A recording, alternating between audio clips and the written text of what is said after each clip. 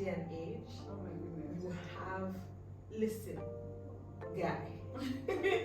Both of us are on social media, like to an extent, we're active on certain social media platforms, and I feel like the pressure is getting worse and worse. By the day.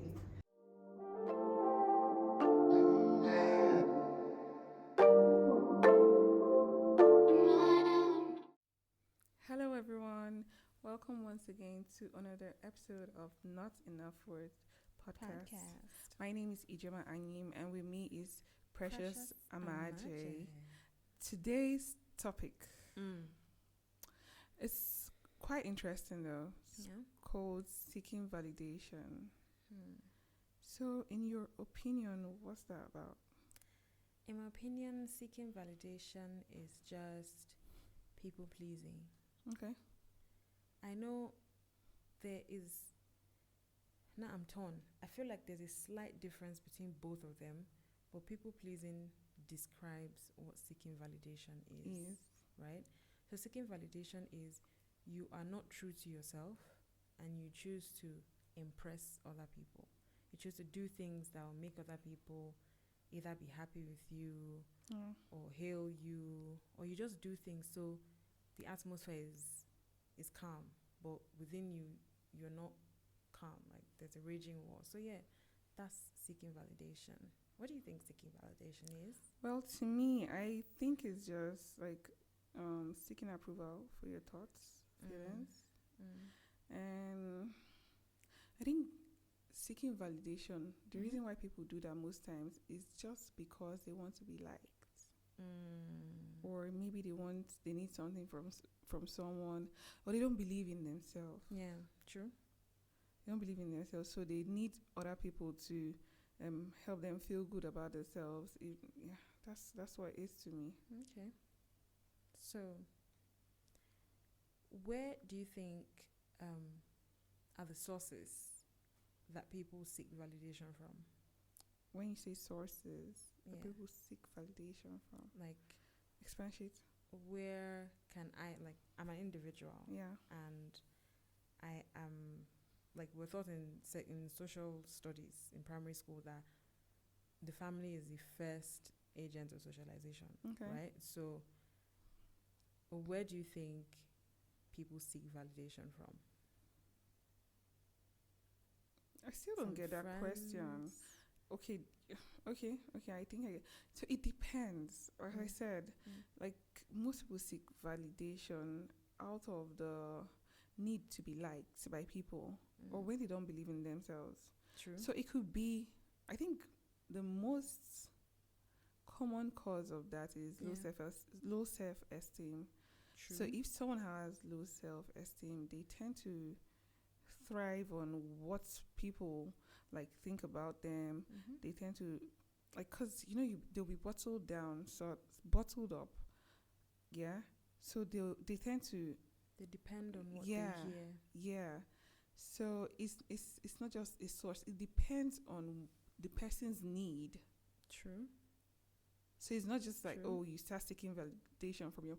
It could be that, okay, let's, for example, here in Nigeria, you know how most families are growing up, like parents are tough, like it's usually tough. There's no love, like there's love, but they don't express it to their kids. Yeah. So it's always, they're beating the kid or something like that. So the child feels like they don't like them. Or because of that trauma, they instill this kind of, it could be low self-esteem. It could relate to something in particular. Yeah. Maybe the father looks at the child and say, your handwriting is ugly, you're not, or you don't know anything, that kind of thing. From there, they'll start. It's either the child goes like good or bad. True. So True. the child might decide to rebel Exactly. or decide to please the parents, so they'll see the child and say, and not think that, okay, this person doesn't, like, you don't know anything, that sort of thing. Yeah. They'll try to please them, to hear them say, oh, you're good, you're very good at this, you're brilliant. That's seeking validation. Exactly. So it depends on where one finds themselves. It's not like, you just stay and start seeking it from anywhere. Different In places. in terms of friendship, sometimes most people don't have good friends. You know, Facts. yeah. So especially in secondary schools, primary school self, because you have people. You know, the kids tend to be so mean. Mm-hmm. Maybe you're quiet. You have bullies. They come, they start insulting you, stuff like that. Mm. So when as that child is growing, they just find that, like, they'll be like people pleasers, not in Yeah. a good way. True. Because then the insult and all that has brought them down. Yeah. No confidence. So they'll want to be doing stuff to, like, please their peers. So they'll be seen as one of them or good enough. Do you get? So Exactly. it depends on the scenario. Mm. Yeah. I remember there's this movie that I watched. I really can't remember the name, but the main actor is Laurie Harvey's new boyfriend. Okay. I can't remember, but I know that there's a line that they used to say in the movie Tilbury Skins. So what the movie was about this black boy. Was back then, dated some years ago. Actually, it was a real life story. This black boy was in school, you know, he got bullied by white guys, white boys in school as well. And then he tried to join their group, their gang, because it was London based and they have a lot of gangs back in the day there in London. So he tried his best to join their gang. So he was obviously the errand boy, and he was okay with it because it gave him the opportunity to be one of them. When they got into trouble, obviously he's the only black person. He's the one that's going to go down for it. So people pleasing can be gotten or can be sourced for in different levels. Just depend on the individual. Exactly. Some people just feel insecure. Even in relationships, people do seek validation. Yeah. And it could be, well, let's say, a burden to the person's partner. There's a thin line between seeking validation and Kissing kissing ass, and then having one of your love languages as words of affirmation, right? Yeah. I won't say there's a thin line, there's a clear line, but sometimes people don't know when it's crossing over to the other side. And they might not know. I personally feel like people that seek validation do not know that they are actually seeking validation. Sometimes it might just be born out of experiences they've had. Maybe they're growing up, how they were trained. Trauma, basically. I was trying to avoid the word. I don't know why. Maybe I'm traumatized. No, you're not. Anyways. Validation from me. I don't know what you're talking about. I don't seek validation over here. I'm not gonna lie, I do sometimes. Things like, I know when I'm going out and my siblings, I just tell them, oh, how's my makeup or how do I look? If they tell me, no, do this, wear this one, take this one. So I feel like it's a mild strain of it's seeking not mild. validation. It's not mild? It's major. Because, like, that way, if they say it's not nice, you go and do something different. But just not all the time. Or not all the time. Not all the time. You won't change it, right? Yeah. That's what you mean. But when you go out, you won't feel confident because you become self-conscious. You'll be like, this thing that they talked about might not be right. There's that. And but like, not all the time. Sometimes I already know, like, I look good, right? But I just want the second person to say it. fine girl. But if you don't say it, I'm still good. Anyways, for me, I don't think I seek validation over time, based on experiences. Yeah. I outgrew that a long time ago. Yeah. Yeah, I did that a long time ago because I can remember in secondary school. So I had a traumatic year. Yeah. I think it was in my final year in secondary school. No, I don't even want to talk about that right now. But it was traumatic. That year was traumatic. And after that year, I just went on to, what's it called? To realize that I didn't even need anyone. Yeah. The ones that were with me were with me. Yeah. Yeah. Shout out to my friend Eneni, by the way. So she's a real one. Yeah. So yeah, the ones that were with me, and like over time, I just outgrew. The whole feeling. Yeah, like when I find myself before, even after looking in the mirror and say, okay, this thing might not be right. Mm-hmm. When I'm out in public, consciously, subconsciously, I put my head like this. I don't care. I'm walking. I'm in my head. I'm like, man, like all eyes are on me. I don't care what I'm like. I'm not in a bad way. Yeah. Do you get? Yeah. So like I've grown seeking validation from anyone. I feel like the only person I want to seek validation from is my partner. Not in a unhealthy way at all, but like just because I'm like that, but not in an unhealthy way at all. Just trying to, how I put it now. Yeah, I won't call it seeking attention or just wanting that eye on me or like that attention all the time. But yeah, I think that's the only person that I'm going to talk up to as it is now, not any other person. Yeah. So to you now, do you think seeking validation is always negative? I don't think so. Why'd you say so? Is it because of what I just said? Not in an unhealthy way. Well, I feel like in your case, yes, that's not a negative thing, right? And then when it comes to pushing yourself, seeking validation is a way to channel your energy. Let me try and explain it. So, okay, please. If I am trying to open a business, I'm trying to open a business in a particular field, let's say in the agricultural field, right?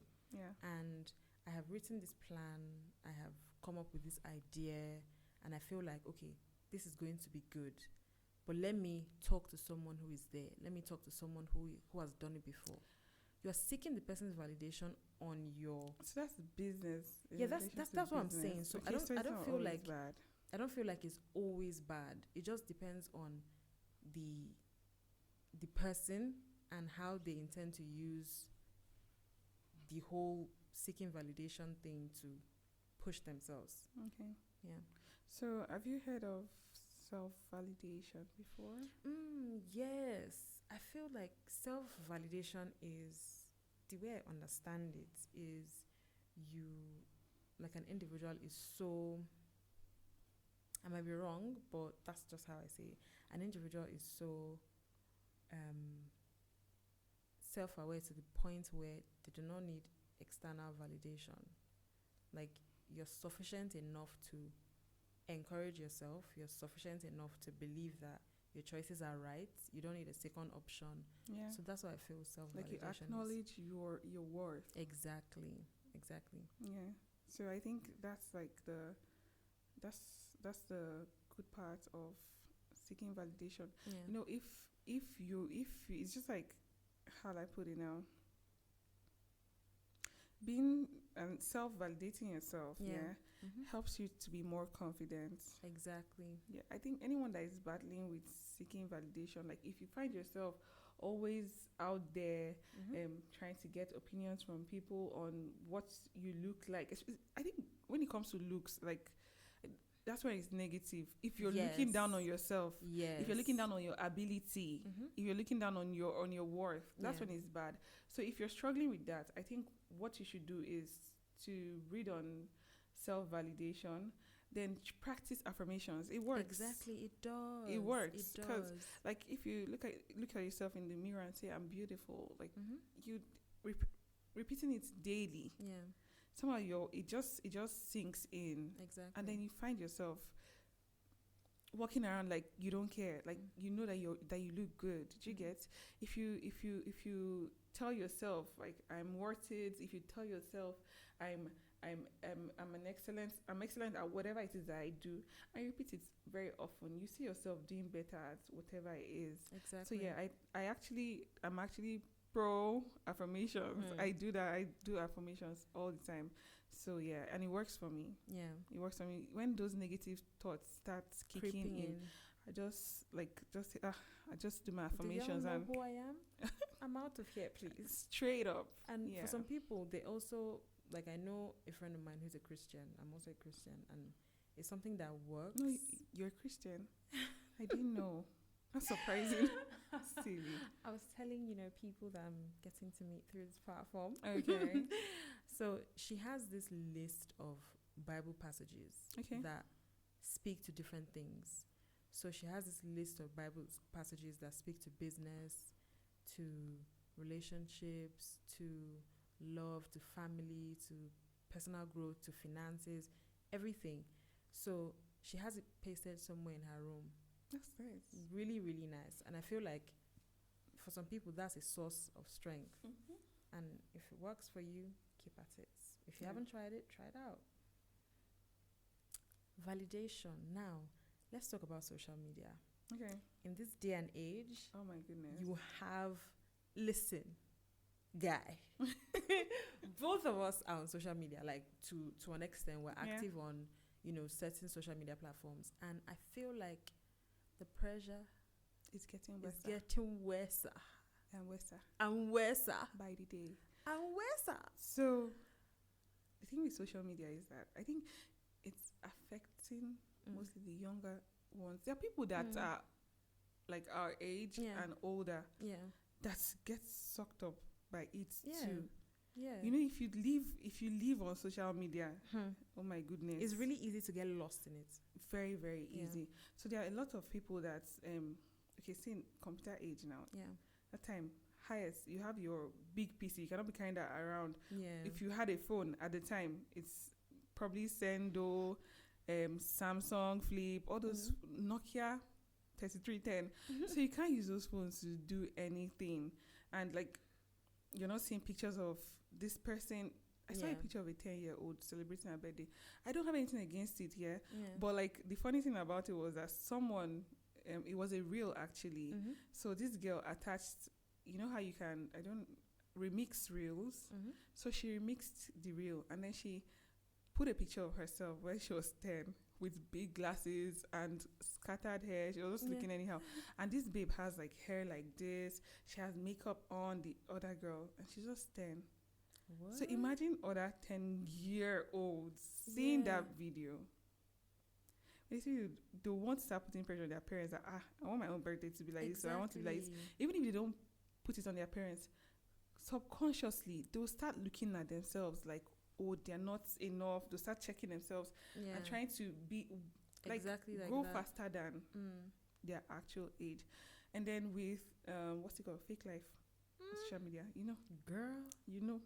So with this fake life, most people that see those things and start saying, oh my God, when will I drive my own Maybach? When will I Yeah. get my own Bentley? All those things. It might be rented. It might be that they were passing by and they decided to take a picture in front of it. But you never now know. see it and then you now start putting pressure on yourself. You now allow depression to creep in Yeah. because, okay, this person is taking pictures by certain car that doesn't belong to them, or they dress glamorously and go to one place and take pictures. Yeah. They might not they might not spend anything like a dime. It's just their transport. It might even be bike that they took from the house to that other point. But when people see those stuff online, they feel intimidated. They feel pressured to live up to that standard, which drives them to do crazy things. Yeah, and then start seeking validation up and down, because if you see some, I don't want to talk about this. I was gonna mention it, but like, I do not want to but yeah, these days if you just open Instagram, it's plastic surgery everywhere. Yeah. And it's rampant here now. Yeah. And most babes like are trying to do it. You don't have shame buying, but then you just tell yourself that I'm going to do this thing. Yeah. They now start giving yourself an unnecessary stress just to attain it. So in this social media, it makes it worse. Exactly. It makes it worse. It makes it worse because like for social media influencers and people who create content, and that's like their work, that's like their office. Yeah. I can understand when they are You have to live bothered. up. You have to live up, and you are bothered by numbers, right? You upload a post, and then this post didn't do well. Oh, I just have so and so likes compared to what you used to have. But for someone who you're not a social media influencer, You just leave it. you let's say you're working somewhere else, or you're not even working at all, Okay. but you get so sucked into social media that if you make a post, you put up a post, and the post doesn't have interactions, doesn't have likes. Some people go as far as deleting the post since it doesn't have enough likes, and I'm like, why? Crazy stuff. It doesn't make any sense. For seeking validation, I feel like it's a, if not watched, like it's a gradual thing, and before you know it, it leads to many other things. It could lead to people trying to do, like we said about social media, trying to do illegal things to get to be able to afford a certain type of lifestyle, which is unrealistic, because you never know, even the people that are doing it, like you said, fake. How would you say that people can, will I say, get over seeking validation? Yeah, I said that already. By Okay, so self-validation, as I said, okay, yes, self-validation is a good way to get over that, because it's not easy. And anyone that is going through that, I don't blame you. Like, it's the times we're in. Yeah. So it's crazy. It's crazy. But like, you just have to believe in yourself. You have to believe in yourself. You have to believe that you're good enough. You have to believe that you're worth it. And the truth is that nobody, like, first, before anyone looks at, like, now this place is burning now, you might be concerned about me. Yeah. But you, first of all, when you see the fire, you'll be outside before you now remember that, oh, I was inside with this person. Yeah. So they don't really care about you, to be honest. Exactly. People don't, okay, they care about you, but still, you need to live for yourself. Exactly. And in order to do that, to be happy, like, you cannot just be living with anxiety, depression, because you're seeking validation from people. You have to be happy. It's not easy, but you need to try. So self-validation is something that I think would actually help get someone out of that kind of situation. Okay, I agree too. I feel like in terms of social media now, when people find themselves so sucked into social media that it affects them knowingly and unknowingly, I feel like they should take a break from social media.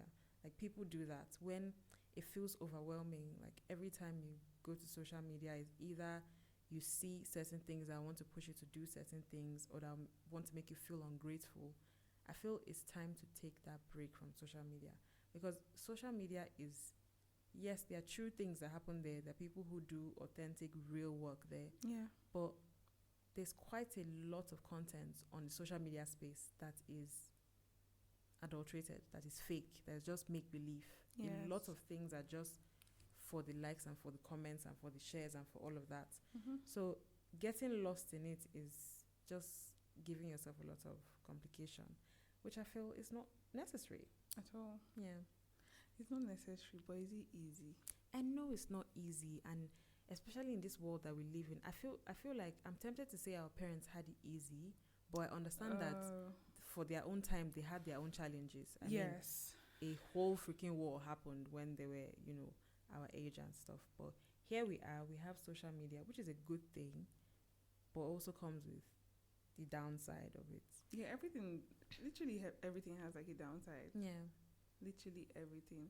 So for social media, it just depends on how you, as I said, this generation, like the one behind us, and some of the ones that are with us, like, they just need to get really serious with life. Yeah. That's the thing, because if you're living based off social media, man, it can lead to depression. Exactly. Because you open this thing now, you see this person, oh, I just got gifted a Mercedes Benz. It could be a Range Rover, it could be this, it could be that. And then you see it and you now start saying, am I not worth collecting this kind of gift?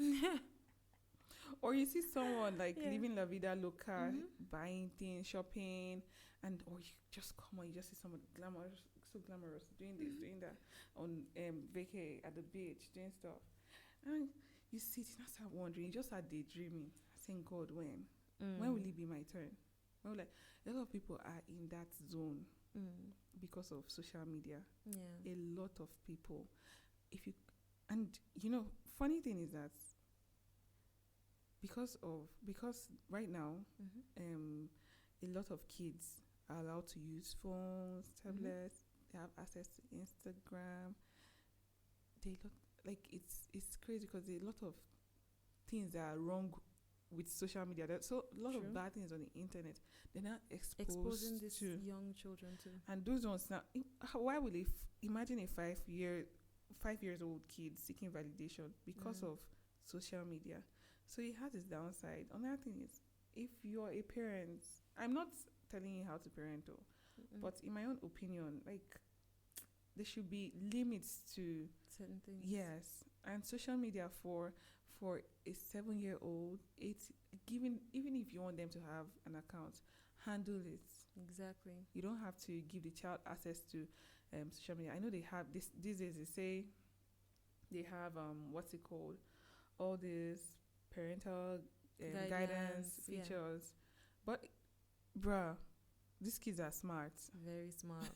So in your Very head, you smart. set this lock, you set this code that is meant to stop this child from visiting this site or doing this or doing that. But they are doing a lot, and before you come back, they will switch back and say, "Okay, mommy, here's the tab, or dad, here's the phone. I didn't do anything," and you will go through it. But these children are smart. I mean, like you're hearing of 11, someone that's just 11 being a hacker. They are like they are ahead of us because they were born into the digital world. Exactly. So the best thing, like the what you can do is just try your best to limit their exposure to social media as much as you can, because it's crazy. It's crazy what it puts in people's head, even adults' heads. Talk more of kids. She gets. Yeah. I feel like, what do you think about seeking validation in the office space? Oh my goodness. Oh my goodness.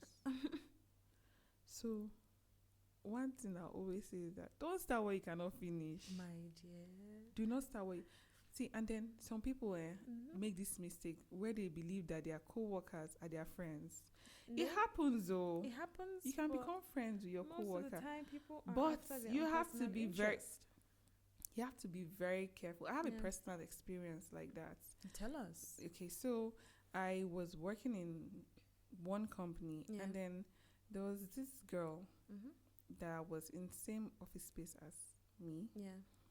I noticed that most times when I'm doing my work, like she's like gazing, she's like looking at me like, Excuse me, do I know you? "Am I that beautiful?" I know I am, but please be calming down. So when I catch her staring like that, and I look up, I'm like, she's lost looking at me. She'll not smile. She'll be like, "You're so fine. You're so beautiful. This your shirt. This your dress. This your necklace. This one." Auntie, excuse me. At the time, I think I was using I don't want to say the year, so nobody gets. So, but like at the time, I was using an iPhone X. Auntie had a 12. Yeah. I'll be 11, but she had something bigger. But still, she'll be looking at me and she'll say, you actually have a bigger phone. Like, what are you doing with my phone? She'll be like, this your slippers, this your shoes. She was always doing that.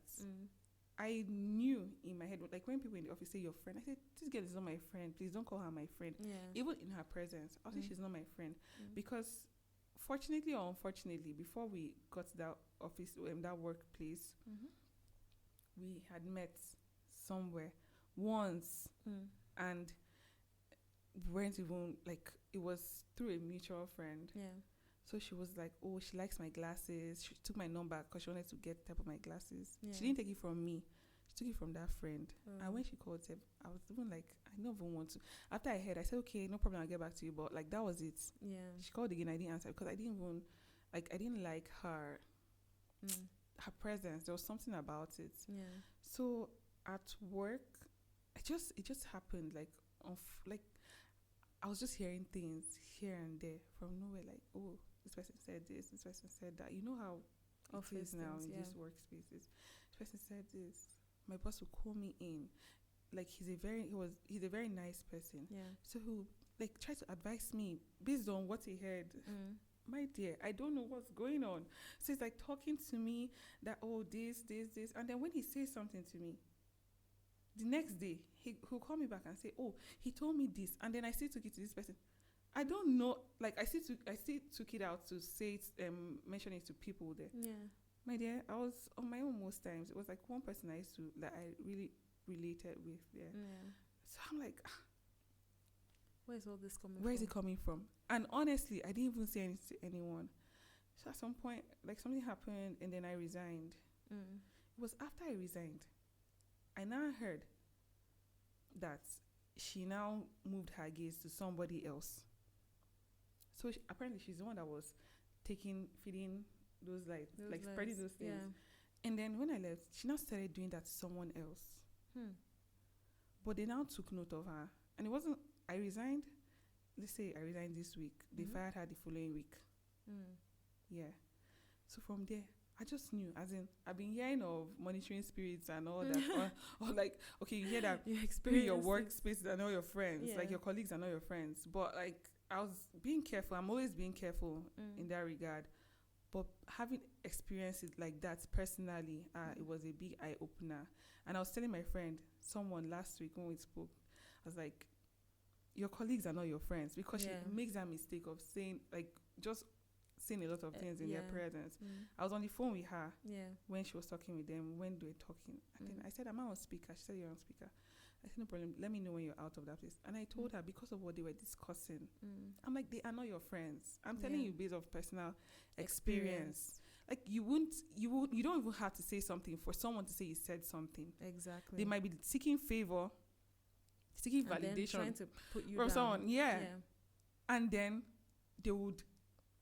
So in office space, there are a lot of people that do it, and for them to achieve what they want, they bring people down because they have to talk about other people and then just kissing ass to get somewhere. Yeah. So office space, no, it's horrible. I don't even. In your opinion, what's it like?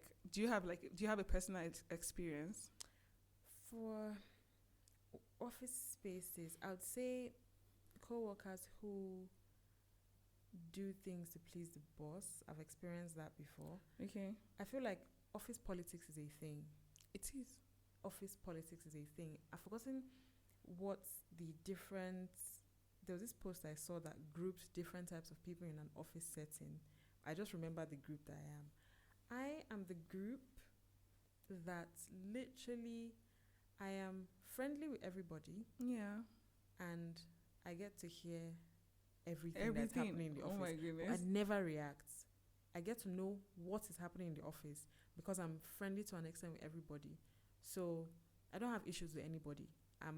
When it comes to like working with people and understanding people, I'm good at that. So I rarely bump heads with people. But you know this type of thing where you know, like this scenario where you know that someone is lying, but you're just looking at them nodding that, okay, go on. That's basically me in the office. I come to work to do my job. When I'm done with my job, I'm home. I've made a few friends from former workspaces. I have, and it was amazing. But there are certain people that you know that this one, we talk, we crack jokes and everything, but once we're out, we're out. So I left out a valid information. Yeah. I wasn't mean to that person. No? Yeah. But after I resigned, we kept on talking. So I think they started deliberating on what to do with her. And she knew. So she was calling me and complaining and saying this was happening. So me, I'll just be sympathizing with her. I won't pray with her. I'm telling you. So I didn't know that she was the one saying all those things at the time. It was when she got fired that I found out. Yeah, it was when she got fired that I found out. And immediately, I just closed every channel that she had to get to me. I shut. It feels like, I think she knew that I found out because she Mm. didn't even bother stressing Yes, herself too yes. much, You know, I feel like and I didn't there- say anything. exactly. I feel like there certain relationships like that Yeah. need to be severed. Like, you know how you want to, okay, come and, okay, why did you do this? Mm-hmm. It will just give room for with the type of person she is. She maybe would have lied to try and make herself, you know, look Not like to a good me, person. right? Certain relationships for your mental health, it's Yeah. better to just Like cut it cut it off. totally, Mm-hmm. totally. Honestly. So I feel like, in summary, seeking validation should be something that people do with, or rather, the intention behind seeking validation should be one that will make you a better person, as opposed you wanting to be something else that you're not. You not being your authentic self. Just like the business proposal, you know, talking to mentors, talking to people for things that are beneficial to you. Exactly. That's it. to you. Yeah, it's a great one. So yeah, do you have personal experiences, workplace experiences? It could Mhm. be anywhere where someone had to go work against you because they're trying to get something. Are you someone that seeks validation? Yeah. You don't need to say, oh, but if you have interesting stories that you can share, please do send us a DM, and we would love to read Read it. it. Yes, we would love to read it. It could be if you had like experiences that are even outside seeking validation, where Exactly. someone has had to like kiss ass or Mhm. to get close to you, that sort of thing. Yeah. Share, and if it's something funny, share. You can also reach us on our Gmail account, notenoughwordspod@gmail.com. Yeah, So if you don't send us a DM, send an email feel free to send an email. anonymously. And we're here to read it with your permission. Yes, I feel like it gets better per episode. it does. It does get better per episode. And Yeah. I'm excited. So, if you haven't subscribed yet, please hit the subscribe button. Ejo. Follow us on social Biko. media. Da Allah. Why did you say it in My dear. No way. Todojo. Yes. Anyake. That's literally the only thing. Like, I don't know why when It's people so want to sweet. learn languages, it's just the insults first that they learn. It's interesting. Now that's where you start. So you learn the insults That's first, where you start. because yes, you learn the insults first. Learn greetings The afterwards. greetings, yeah, I greetings, know yeah. the greetings now. Mm. Olane. What's on there? Good evening. Igala girl, please calm down. Yeah, so please subscribe, follow us on social media. My personal handle is iv.ih, that's ivy.ih, and she's is Precious Amaje. Simple and short. And please follow Not Enough Words Pod On on Instagram and other social media platforms. Thank you for listening. We Have a look great forward one. to doing this again. Yes. Same time next week.